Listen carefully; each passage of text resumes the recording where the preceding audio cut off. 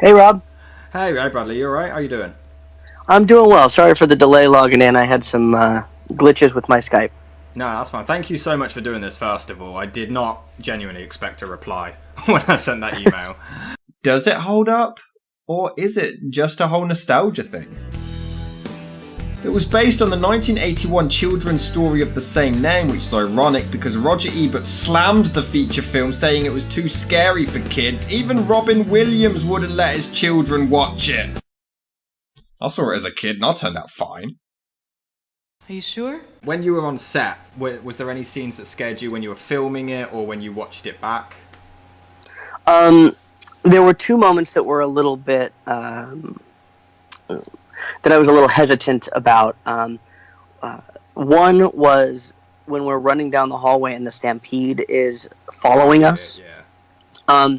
And that was because they had actually built these really large shaker machines onto the outside of the set. So was it really shaking? The set was actually shaking. At least the walls were. The floor was not. But the walls were pulsing and shaking, and it was really loud. And obviously all of the safety precautions were taken, and everything that was supposed to stay on the walls did, and everything that was supposed to fall also did, but was done safely. But I remember being a little apprehensive to actually make that run down the hall. Yeah. And the other was the sequence where the stampede is running over the car. Oh, with and you inside? I'm inside. Yeah. Yes. Because the way they filmed that was in two parts. The outside shot was actually done using rigged explosive charges and cables, and they actually caused the car to implode on itself. But the version that I was in, there was, they had already pre-cut all of the supports, and they had stunt coordinators that were dropping down pieces of it around me. They had an air cannon in the back seat that blew out the back window with sand. Okay. And so there was a lot of rigging and a lot of stunt involved in that, and just because of the amount of intensity in a small space, it was quite the experience. Once the script was in the works, TriStar Pictures would only fund it if Robin Williams was cast as the lead. This was a problem, however, because director Joe Johnston did have a problem with Williams though, because he was infamous for always improvising, and the script had to be followed extremely carefully. This wasn't that much of an issue though, because Robin originally turned down the offer due to the script. After some rewrites, he finally accepted and vowed to adhere to the screenplay as closely as possible. However, he did sometimes improvise with co-star Bonnie Hunt, and they shot duplicate scenes just in case. Were there any improvised moments that, you were a part of, or any other cast members that you can remember? Or was it all scripted?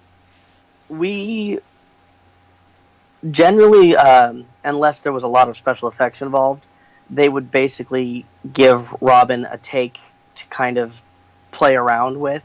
Yeah. Just let him riff and run for a while. So there was a lot of moments like that, some of which made the final product, some of which didn't. Yeah. I personally was proud to have gotten one improv moment that did make it to the final cut. Come on, let's go. Whimsically ask, maybe she'll know where Sarah went. Of course she'll know where Sarah went. She's a psychic. Good point. That was not in the script. That was my improv moment, and it managed to make the final cut, which was great. A lot of fun. Not that it mattered, as it got mixed reception from fans. Some loved it, calling it a heartwarming and charming story. Others called it a sorry excuse to use special effects and slammed it for changing too much from the book. So which one is it? Do we just blindly accept Jumanji as this classic masterpiece because we grew up with it and we have that nostalgia factor so strongly? The film opens up in 1869. These kids have just got done taking a bath in a huge pile of mud before burying some evil game. Apparently burying it gets rid of the evil. What if someone digs it up? Insert cliche 90s line in 3, 2, 1. May God have mercy on his soul. There it is. And cue the thunder. That sounds lovely. So we skip to 1969 in New Hampshire to meet Alan, played by that kid from Halloween. He gets chased by some bullies and for some reason doesn't bother yelling for help from any of the other adults he passes, but we will find out later that they're all total arseholes anyway, so it won't really do him any good. He decides to hide out in his dad's shoe company and meets Carl, played by David Alan Grier. He's his grown-up friend. It's not creepy. What's wrong? So he's invented a new sneaker that he thinks will be the new thing for the future. Unfortunately, Alan gets distracted by his father, played by that arsehole who sunk the Titanic, and accidentally sets the sneaker down to be completely destroyed through a conveyor belt thing. He even ducks out of Dodge and lets Carl take the blame for it, which gets him fired. Alan, you're a bit of a dick. You just quit caring. Oh, and his dad basically tells him to face up to the bullies. It turns out that this is all because he's friends with one of their girlfriends, so they kick the crap out of him. With all of these adults around in front of his dad's factory and nobody does a goddamn thing. See? Arseholes.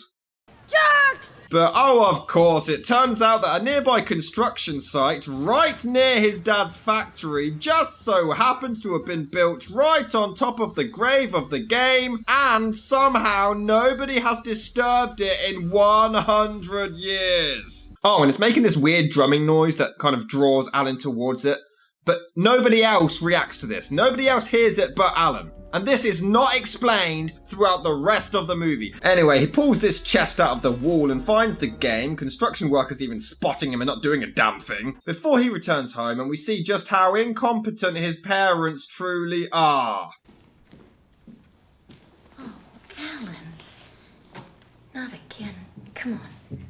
You know he gets beaten up all the time. His dad acknowledges that this happens all the time, and you've done nothing to stop it. You're rich. You can afford to do something more than nothing. I'm so sorry. How terribly awful. Regardless, his dad is proud of him for standing up to the bullies, so he rewards him by sending him to boarding school. What? It's some sort of family tradition, but Alan isn't too pleased. Insert generic angry yelling family argument from any 90s movie ever here. The important thing is they head to a dinner and leave him alone because they apparently can afford 76 bedrooms but not a nanny or any servants or anyone to be at home except Alan. I mean, I know he's old enough, I guess, to be on his own, but in a house that big, he has a go at him for running around a factory even though he's there to just say hi to Carl. He's like, stop doing this, it's not a playground, and yet you trust him to be alone in this huge-ass mansion when he just said he never wants to talk to you again. Liar. So, obviously upset, Alan packs his bags and wants to run away, but for some reason can't bear to leave without the game. Some have said it has some magic powers to draw people to it, but we never see that. Oh look, his friend shows up. I brought your bike back. You didn't have to. I was going over to Billy's to get it myself. I told Billy to stop picking on you. So she knows her boyfriend is a prick who beats up her mate, and she still dates him. Uh-oh. Anyway, they hear the drums, and Alan seems really excited to play a game that is just rolling a dice and moving pieces. You heard it too? Of course I heard it. Come on. I found this really weird game in the factory. No, you didn't. But oh well, Sarah refuses to play, but the clock startles her, leading to her kind of rolling the dice. Some bats squeak from up the chimney, but don't attack yet for absolutely no reason. In the jungle, you must wait until the dice read 5 or 8. I don't want to see these unnecessary close-up wide-angle shots. Change the damn lens. Anyway, Alan also accidentally rolls and gets stuck inside the game while...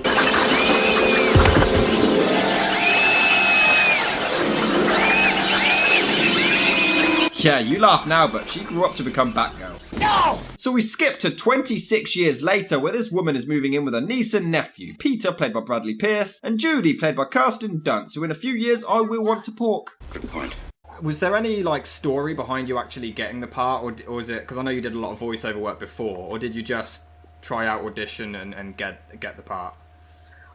It was a pretty standard audition process for me for this one. I remember not remembering the first audition for it. It was not very memorable or interesting. It was just another audition in a random office somewhere in Hollywood. But the second audition was a lot more interesting. That was at the production offices. It wasn't at Sony, it was somewhere off site, but they had taken over basically an entire floor of an office building, and the center of it was all full of concept art and models and sculptures of what some of the animals were going to look like, and all of the walls were covered in storyboards. Okay. And it was just really, really amazing visually. But that was the second audition, and that was sort of the first impression that I had gotten that this was going to be something big. I mean, how old were you? Were you like 12, 13? Yeah, actually, we started filming when I was 12, and I turned 13 during filming. That's a memorable birthday then. That's pretty cool. Yeah, it was great. Not many people could say they had their 13th birthday on the set of Jumanji. No. It turns out the parents were on their way to a vacation spot when they were tragically killed in a car accident, leading to their aunts taking them in and moving here. And nobody telling her what happened in the house previously. What is it with movies doing this? Oh, and Peter hasn't spoken since the parents died, but just check out how dark Judy's character gets. We barely even knew our parents. They were always away. Skiing in St. Moritz, gambling in Monte Carlo, safaring in darkest Africa. We didn't even know if they loved us. But when the Sheik's yacht went down, well, they managed to write us a really beautiful goodbye note that was found floating in a champagne bottle amongst the debris. Excuse me.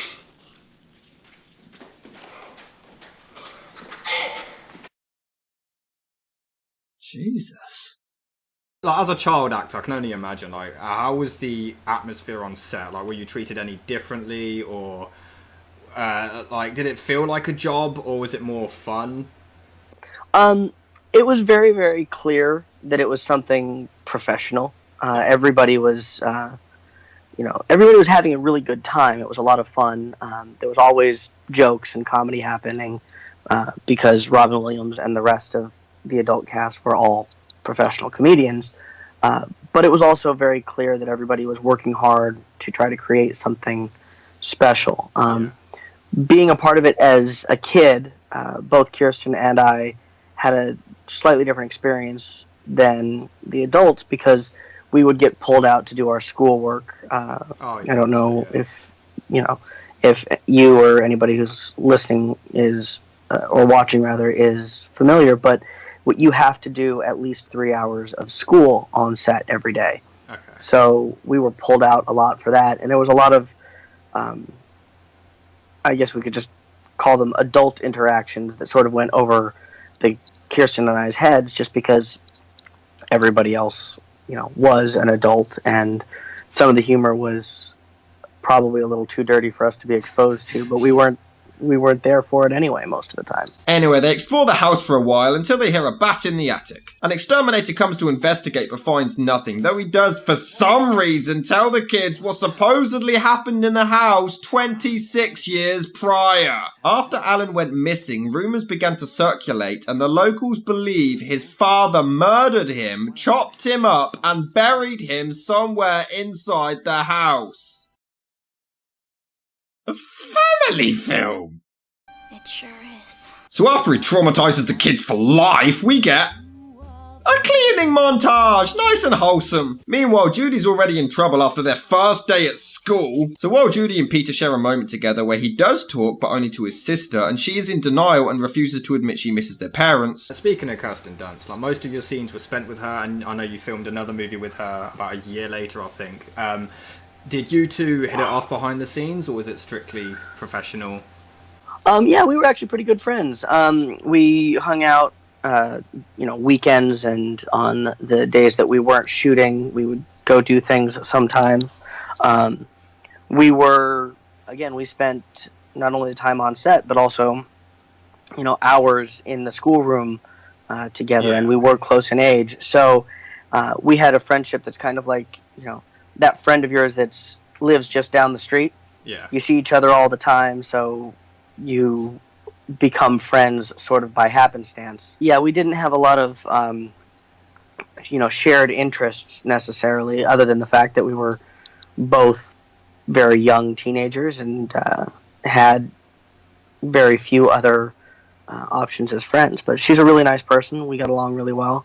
And we have communicated a few times since the projects we worked on, but we're never really very close. And, you know, she managed to stay incredibly busy professionally, and I got very busy personally. Yeah. And it was, you know, it's fine. I'm sure if we were to run into each other, we would start right back up from, you know, where we left off. I literally, when I was preparing for this, I only just found out that, because obviously I've watched Jumanji since I was a kid, so I always just assumed, you know, she's the older sister, and I found out that she's only, 6 months older than you? Something like that?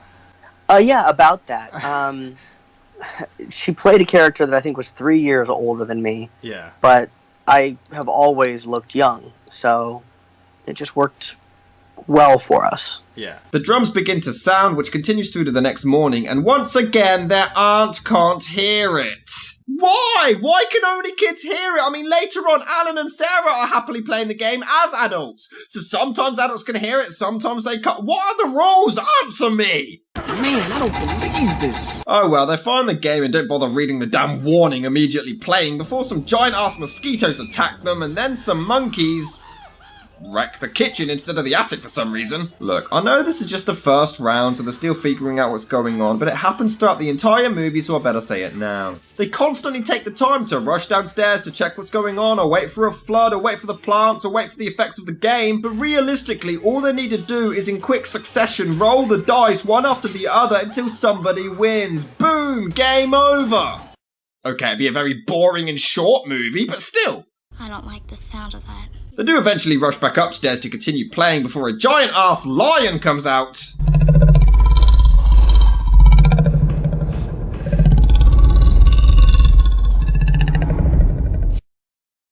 Lions don't live in the jungle. I just ruined that scene for you, didn't I? Yeah. And you know, I can't help but think, why not just do a tiger? I mean, tigers live in jungles. Why did it have to be a lion? Oh, and the CGI is awful. The film's special effects is easily the biggest flaw. They tried their hardest, but throughout there are so many times when they really don't look great, and this is one of them. There was a lot of CGI, which is still relatively new back then. Did you find it difficult, or did you have any like direction or any of your own methods to kind of react to things that weren't there at all? A lot of the CGI scenes, the one that comes to mind is the monkeys in the kitchen when Kirsten and I first go running down. Our understanding of what we were looking at, we were able to see a couple of models of what the monkeys were going to look like that they were using on set as lighting reference. We got to see storyboards of what the scene was going to look like. We had conversations with Joe Johnston, the director, also some of the people from the ILM team, that showed us some of the, you know, preliminary concept art and things like that. So we knew what we were looking at. Then the other part of it was literally just a series of numbers that the director would call. He'd like, okay, when I say 1, this is happening on the top of the refrigerator. He's dumping over the cereal. When I say 2, the stove goes off and there's a monkey that burns himself. When I say 3, something happens at the sink. And so as he was directing, he would call out these numbers so that Kirsten and I would both look in the same direction. Oh, okay. But oh well, they somehow outrun the damn thing before Alan shows up, now played by Robin Williams looking like Forrest Gump, who locks the animal in a room. Could he just break down that door incredibly easily? Oh, great. He roams the house reminiscing on old photos of his parents before being informed that 26 years have passed and they have no idea where his mum and dad are. And what are the odds he then just so happens to bump into Carl, who's the exact same age he was in 1969 but with a different haircut. Good thing he didn't move out of town in those 26 years. Anyway, it is quite funny to see Alan interact with the monkeys that nobody else can see, whose CGI is also terrible by the way, before they hijack Carl's car, and then we do get a really heartbreaking scene. We do really feel how alone Alan really is as he wanders through town not recognising all of the changes before he finds his dad's old factory now abandoned. A homeless man is there and of course spews exposition that Alan's dad adored him and shut down the business to put all of his money into finding him instead. And then he gets his hopes up like a complete dickhead. Are the parishes still around? I see him now and then. Yeah? They're over on Adams Street. They're dead. Asshole. Anyway, the giant-ass mosquitoes are now attacking people, and despite Alan being able to take on a damn lion earlier, he's now terrified of insects. And they hide in a car and drive off to escape. He does, however, refuse to play the game before shaving all of that crap off his face and head. But of course, Peter manages to trick Alan with reverse psychology to get him into accepting with the old Back to the Future ploy. You're afraid. It's okay to be afraid. Seriously though, who cares? This speech is amazing. I've seen things you've only seen in your nightmares. You both have great chemistry together. I think the dialogue there is great. Was it intimidating working with such a big actor like Robin Williams at that time, and especially giving that dialogue like directly in your face? Not really. Robin was always a very, very warm person. His personality is just so kind that I never felt intimidated by him or as though he was somehow better than the rest of us, even though his talent was so extreme and he was so well known. He never carried himself that way. He never presented himself in such a way that he would be intimidating or somehow off-putting. That scene, it's the scene itself with regards to the reverse psychology and the fear, that was very much the chemistry of the acting within that scene was really great. And there was definitely some fear, but it was fear for what he was saying, not for working with him. Alan realises they're unable to play because it's the same game he started in '69 and they need Sarah back, now played by Bonnie Hunt, who of course still lives in the exact same house despite being traumatised for life. Why would you stay after that, especially in the same house? She's claimed everyone in town has called her crazy, and she still decided to stick around? Alan! Alan! So they carry a comatose body home in broad daylight and nobody notices. But much like Alan, she refuses to play until he tricks her into rolling the dice. Oh my god! How could you do that? This is such a dick move. 20 seconds ago he was terrified to play himself, and now he's all like, yeah, we have to play, bitch, whether you like it or not. Whoop, tricked you! Alan's a prick. Oh my god! Oh well, I guess Poison Ivy is in town because the house is attacked by all kinds of plants. Alan cuts one vine, and then they go away. Just how consistent is this game? Sometimes it's a lion that just casually sleeps and leaves you alone. Sometimes it's a giant mosquito that hunts you down. And sometimes it's a vine that just goes away after a minor mishap. I was a little girl, Alan. You disappeared. Well, he didn't. He got sucked into a game. You saw it happen. What if I get stuck in the game? You won't. Because I won't stop playing. And neither will I. I won't either. What if you all get sucked into the game? With the 2017 sequel, have you seen that yet? And if so, what did you think of it? I have seen it. I actually, my girlfriend and I went to the premiere of that, which was very cool.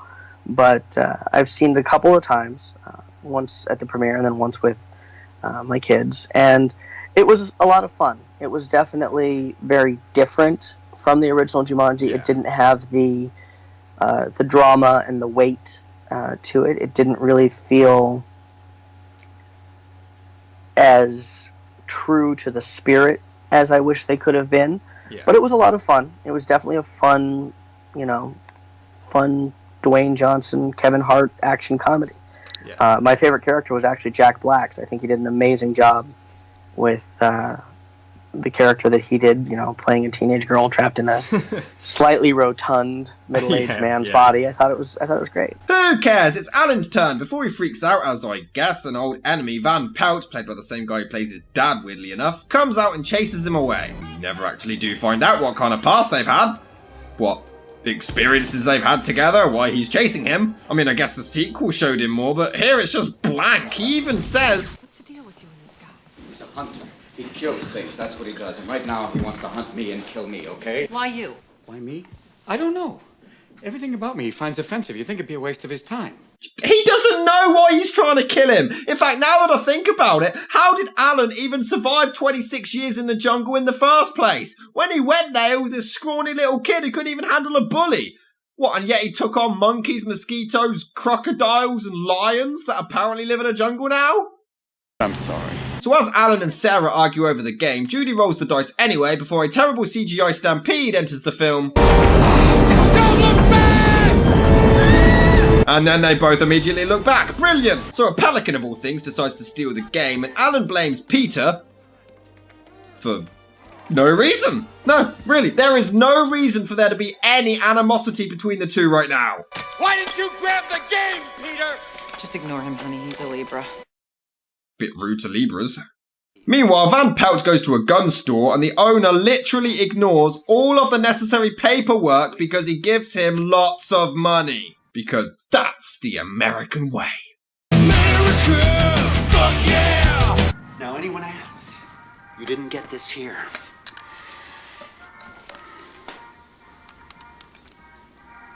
You're not a postal worker, are you? Around the time this film came out, a lot of postal workers were shooting up their workplace. I just thought I'd explain that joke because it really hasn't aged very well. That should do the trick to anything. Elsewhere, Alan fails to retrieve the game from the pelican, but Peter manages to be the hero and still gets treated like crap. Nice work. Come on, give me the game. Let's go. Why is this happening? There has been no build-up, no indication for this whatsoever. I get what they're trying to do, that, you know, Alan hasn't had a positive male role model, like father figure, so now he's turning into his father, but there's been no build-up. Him and Peter have been absolutely fine for the entire movie up to this point, really close, and now all of a sudden he's being a dickhead for no reason. You have to hang upside down on a branch to get the game from the pelican that's just stole it. Like, how exactly was that done? That was done almost exactly as it appears. I climbed out onto a branch over an actual river in British Columbia, near Vancouver. I was in a harness, and there was a wire that ran through that artificial branch that, if I had slipped, would have caught me. Yeah. The actual flip upside down was done over a green screen. It was not actually over the river for that. So that's actually a composite shot. So I did actually hang upside down, but it was not actually over the rushing river. You can't even tell. That's seamless. Yeah, it's a brilliantly done shot. There is one shot from downstream where you can actually see that I'm hanging upside down. I think it's actually when I'm bringing the board back up. Yeah. That was actually a stunt double. Oh well, Carl just so happens to drive by again and somehow recognizes him. How? He looked like Hagrid the last time he saw him. Regardless, Alan realizes that Van Pelt is nearby trying to snipe him, so he allows himself to be arrested while Peter takes his turn and starts to turn into a monkey. Just don't tell Roseanne. I have to ask, what was the monkey makeup like? The monkey makeup was very, very challenging. It was a 3.5-hour process to put that makeup on every day. And we actually did 74 days, I believe it was, of makeup. Yeah. So, I quickly doing the math, about 220 hours in a makeup chair, which is a lot of time for a 12-year-old boy to sit still. Yeah. But it was actually fairly comfortable to wear. It was easy to act in. It was fairly easy to get facial expressions and emotions out of. The two biggest challenges, other than sitting still for 3.5 hours, were eating, because any foods that I ate that contained any oils or anything like that would actually break down the makeup. Yeah. So I had to be incredibly careful. I was actually drinking like protein shakes for a lot of my meals during the day, because I could drink them through a straw and it wouldn't damage the makeup.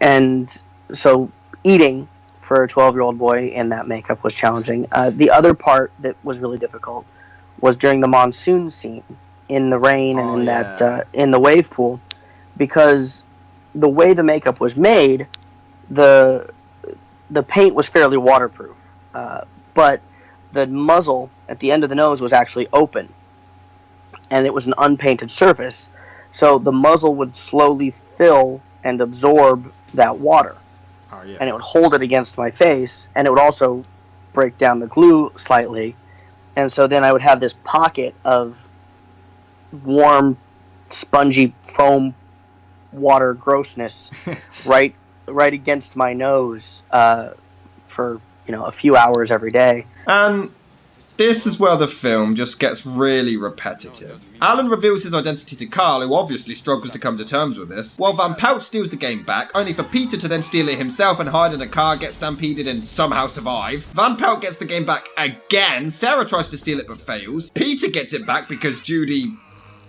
doesn't know how store scanners actually work. Alan convinces Carl to let him go, but then handcuffs him to the car anyway. For literally no reason. Says it's for his own good, but there's no reason. Then he realises he needs the car and they drive along still handcuffed. Then the kids turn into Kevin McAllister and prepare booby traps for Van Pelt, despite Sarah running for her goddamn life. Kids, priorities, you might want to help her first. But hey, at least he does a Marvel-like man scream, so good effort. But most of that is kind of pointless. It's just back and forth. They steal the game back. It's just a lot of that could have been trimmed. It goes on for a very long time and it just gets old. Stop your cringing, woman. I could have shot you at any moment. Then why didn't you? You didn't roll the dice. Alan did. 1. Alan didn't know who rolled the dice when he came out of the game. Somebody roll a 5 or an 8. So how does he? 2. Clearly it doesn't matter who rolls the dice, because everything that's came out thus far has attacked anyone. It doesn't matter if Peter rolled the dice, something would attack Judy. In fact, the mosquitoes are attacking people who aren't even playing the game. 3. He's clearly tried shooting her several times before this. What are the rules? The writers are clearly making it up as they go along. Who cares? Alan shows up and buries him in paint. Meanwhile, their aunt discovers the stampede and for some reason gets out of the car.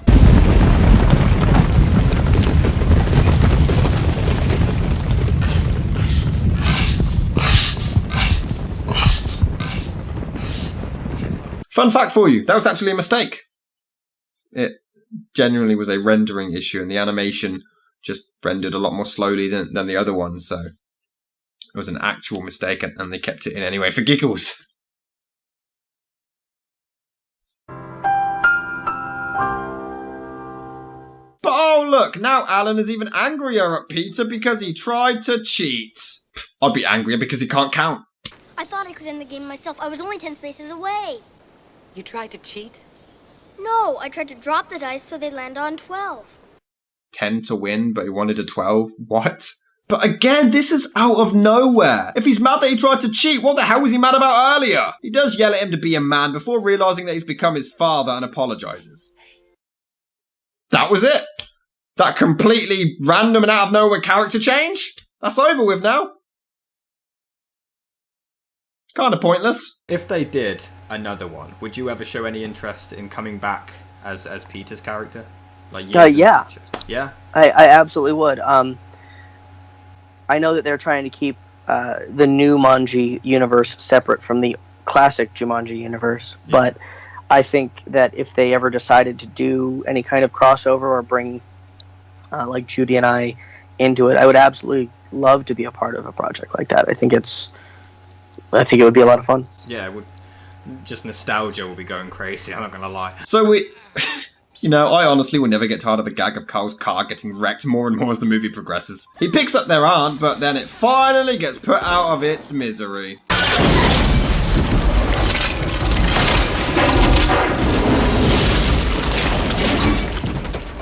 Meanwhile, the others return home, which is now a swamp. It's Sarah's turn, and a monsoon begins, even introducing a damn alligator. It's a crocodile. Alligators don't have that little fringe on their hind leg. Oh.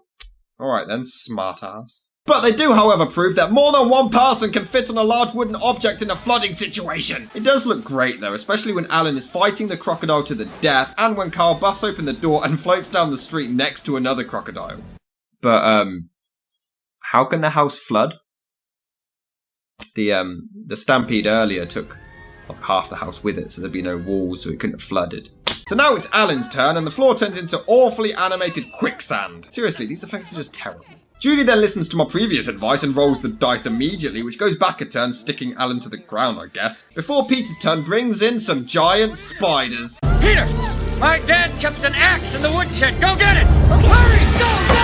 Do we really have time for that? You're being attacked by giant spiders! And also, why does he think that the axe is still going to be there? It's been 26 years! And also, shouldn't the spiders only attack Peter since he rolled the dice? Oh well, this gag is hilarious. Until he unnecessarily breaks the fourth wall. Just why? So the aunt does end up seeing Monkey Pete and freaks out before becoming locked in a cupboard. Judy gets poisoned by a spider and rescued by Peter, as Kirsten Dunst always is. It's your turn! It's your turn! You can finish if you roll a 7! No, she can't. Okay, it's my turn. Sarah, if you roll a 12, you win. 12 minus 3 isn't 7. What is it with these people and maths? Oh well, an earthquake frees Alan, who has an amazing moment swinging from vines to get the game back, before Van Pelt shows up and demands he empty his hands, which obviously rolls the dice and he wins the game.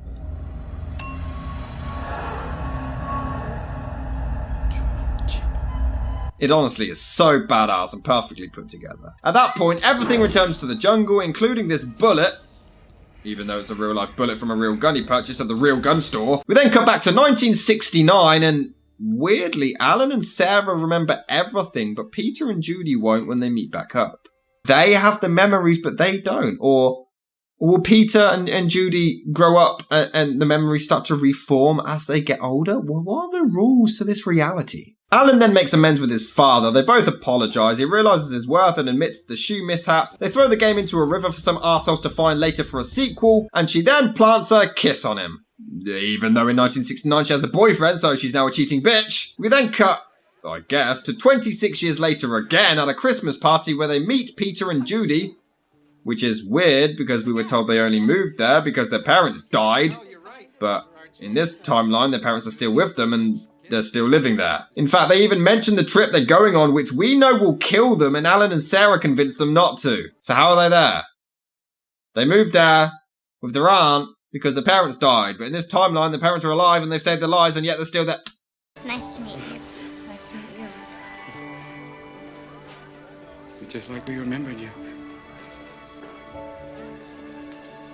I feel like we know so much about them because, you know...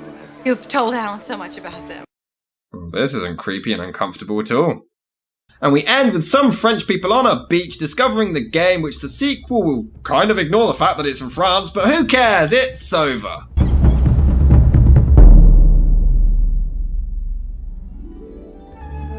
And that was Jumanji. Does it hold up? In some ways. The story still gets me invested to this day. Some of it could have been tweaked and seems forced, like the Peter and Alan misunderstanding, but other than that, I'm into the story of the game, even if it isn't always consistent. I don't see it as a mindless excuse for special effects. It's a cool way to show off special effects. But unfortunately, that's where I have to go to the negative side. These effects really haven't aged very well, but for the most part, you don't really care. You're so into the great story, you're just not bothered. Sure, it does get repetitive and that whole back and forth section could have been trimmed, but other than that, it's still a heartwarming and charming little adventure. But if you thought the 2017 film was the only Jumanji sequel, nope! There was one before it.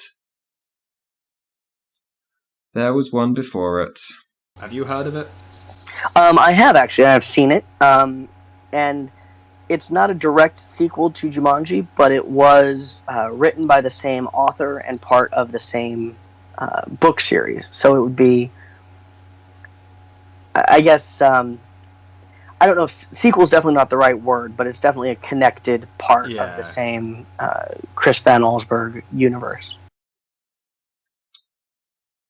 Next time.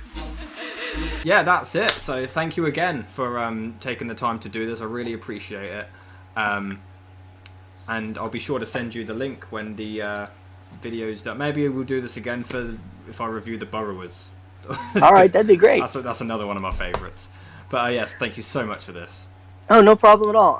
And yeah, please keep me posted. Let me know when it goes up. And I would love to have a conversation about the Burrowers with you at some point. That'd be so much fun. Okay, no worries. Thank you. Take care. All right, have a good one.